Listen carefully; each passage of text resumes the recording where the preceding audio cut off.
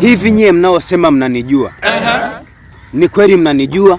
Hawamtaki nijitambulishe.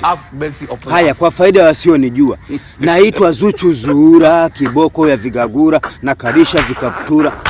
Kumrazi, naitwa Mr. Dance, jina langu la umaarufu kijijini kipindicho. Si unaona hata wewe unashangaa. Sasa ulikuwa unataka kuwadanganya nini? Sema ukweli unijui. Na kwa ufupi sasa, hilo jina likuja bure. Nilipambania sana. Nyie sasa hivi si mnacheza hivi? Sijui mapiano. Si kipindicho tulikuwa tunacheza hivi kiduku ambacho sasa hivi ni kibodaboda, halafu kiduku ni mnyoo kichwani. Basi tunaenda klabu. Hapa Mr. Dance, hapa familia yangu yani baba. Halafu mbele kuna majaji ambao ukishinda wanakupa tuzo. Mshindi wa kwanza anapewa pombe, mshindi wa pili anapewa pipi.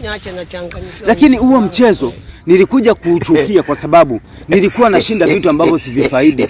Kila siku nakuwa mshindi wa kwanza, napewa pombe, nampa mzee. Halafu mshindi wa pili anaondoka na pipi.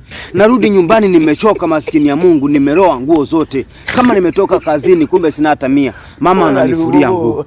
Wakati anayenifaidi ni baba. Sasa siku nyingine nikakasirika, nikasema sio kweli. Sitakuja tena kuwa mshindi kwa vitu ambavyo havinifaidishi.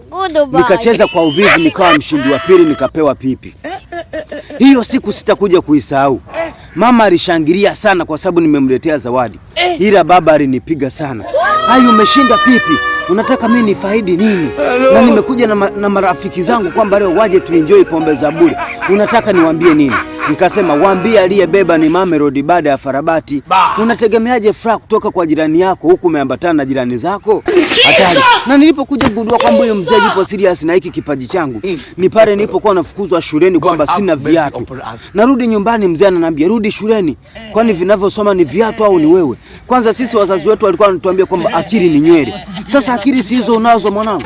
Hujazinyoa? Nikasema ndio ninazo. Sasa shida yao nini?